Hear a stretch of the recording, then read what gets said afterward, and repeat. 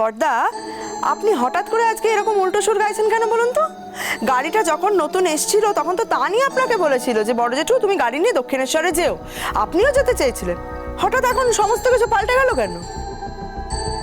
হ্যাঁ, তান বলেছিল ঠিকই, কিন্তু আমি তো চড়িনি মেজো বৌমা।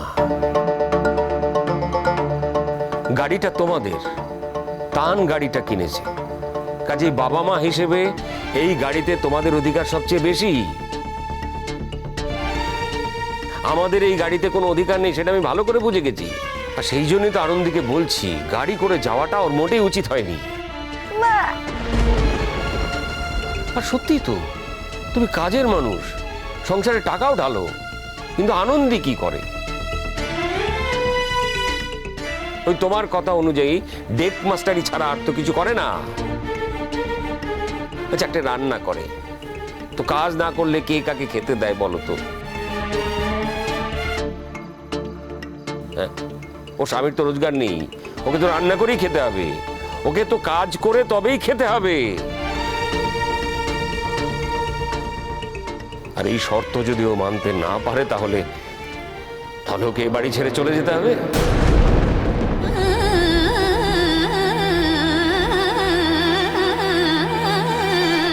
হালুয়া, কি বলছিস কি তুই? এসব কথাগুলো বলতে তো লজ্জা করছে না? তুই বড় বৌমাকে এভাবে অপমান করছিস আমার সামনে? চলে যাব মা, বাড়ি ছেড়ে আমি সত্যি চলে যাব।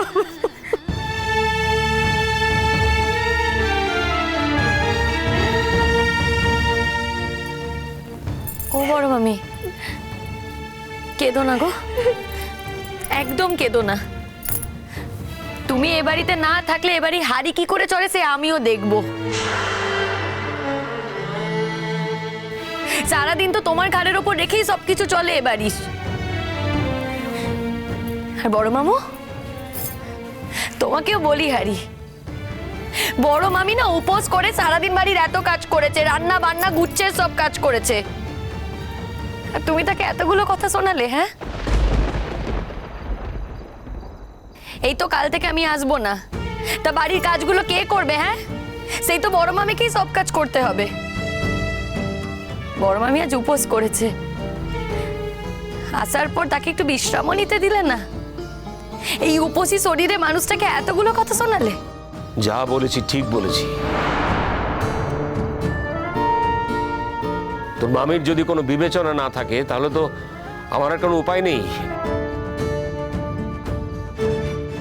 আমারও প্রতিনিয়ত এই অপমান আর সহ্য হচ্ছে না। কি অপমান করা হয়েছে আপনাকে? কি অপমান করা হয়েছে বড়দা? বলুন বলুন, কি অপমান করা হয়েছে? দাদা, তোরা কিন্তু বড্ড বেশি সেন্টিমেন্টাল হয়ে যাচ্ছিস। আরে বাবা, এত ইমোশনালি কতগুলো নিচ্ছিস কেন? আমার সব ইমোশনগুলোকে এখনো গলা টিপে মেরে ফেলতে পারিনি রে গাবলু, তাই ইমোশনালি নিচ্ছি। আজকে যদি তোর বউকে, তোর মেয়েকে শুধুমাত্র গাড়ি চড়ার অপরাধে কেউ এভাবে বলতো, তোর খারাপ লাগতো না?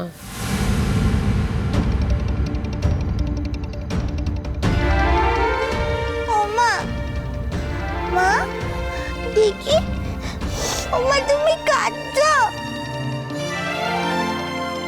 তুমি কেঁদো না মা, তুমি কেঁদো না। তুমি কাঁদলে আমার কষ্ট হয় তো মা। ও মা, কাঁদবে না কিন্তু। আমি আর ওই গাড়িতে চড়বো না, সত্যি বলছি। মিনি আর ওই গাড়িতে চড়বে না।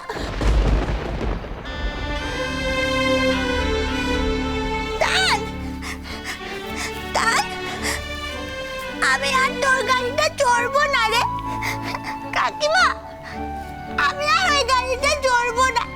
তুমি আমার মাকে বকো না। সরে যাও মেয়ে এখান থেকে, সরে যাও।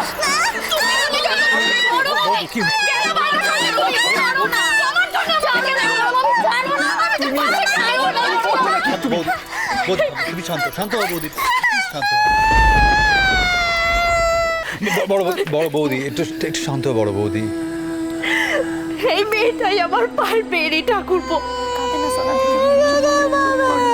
চুপ করো, চুপ করো, চুপ করো। আমাকে 4 বেলাই বাড়িতে কথা শুনতে হয়।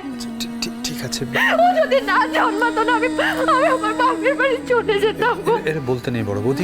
আমি নুন ভাত খেয়ে থাকতাম, কিন্তু আমাকে কেউ কথা শোনাতো না। দুবেলা খাওয়ার কোটা দিত না গো, কেউ আমাকে কেউ দিত না।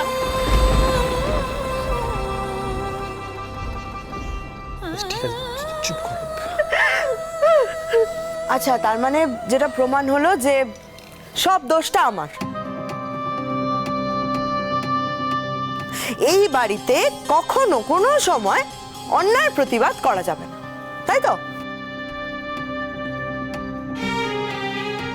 প্রতিবাদ তো করছো চাঁদ্রি, প্রতিবাদ তো করছো। আর এটাকে যদি তোমার প্রতিবাদ বলে না মনে হয় না, তাহলে দুগা বসিয়ে দাও আমাকে, তবেই সঠিক প্রতিবাদটা করা হবে তোমার। বড়মা কি বলছো নাকি তুমি? আমি তো সব বলছি না রে, তার সবকিছু আমিই বলছি, আর এখানে কেউ কিচ্ছু বলছে না।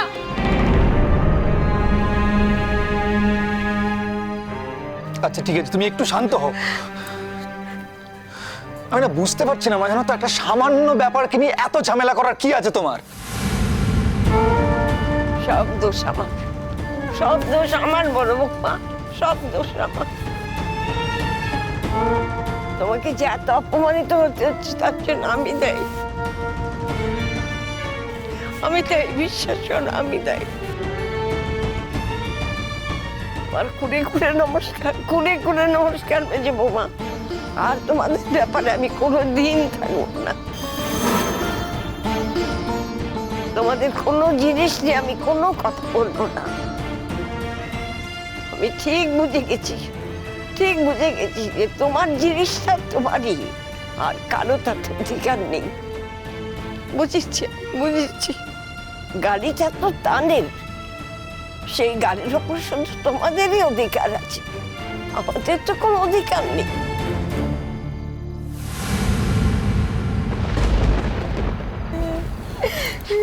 ঠাম্মি, তুমি এইভাবে রাগ করছো? না, রাগের কি আছে? তোর মায়ের কাণ্ডটা দেখলি তো? আরে বড় বৌমা সকাল থেকে উপোস করে আছে পুজো দেবে বলে, নাকি দেরি হয়েছে। আর দেরিকে এমনিতে করেছি, মিছিল বেরিয়েছিল, গাড়িটা তো আটকে ছিল সেখানে, তাই একটু দেরি হয়ে গেছে। কি কাণ্ডটা করলো তোর মা, একটা দিন গাড়িটা পায়নি বলে কি অপমান করছে দেখতে পাচ্ছিস তো? আর ও কি শুধু বড় বৌমাকে করছে, আমাকেও তো অপমান করছে। আরে পাঠিয়েছিলাম তো আমি, তার মানে আমার ছেলের ওপর আমার কোনো অধিকার নেই? বাহ, আমার নাতির ওপর আমার কোনো অধিকার নেই? আচ্ছা, তো সব অধিকার আপনাদেরই রয়েছে, আমারই বরং কোনো অধিকার নেই। সত্যি কথা বলার অধিকার নেই, অন্যায় প্রতিবাদ করার অধিকার নেই।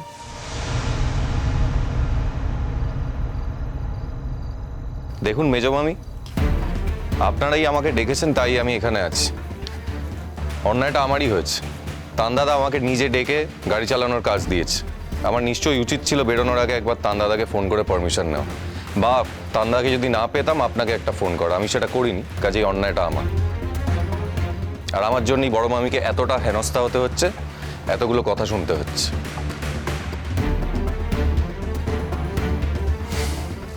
চাবিটা রাখুন, আমার মনে হয় না এরপরেও আমার এখানে আর কাজ করা উচিত।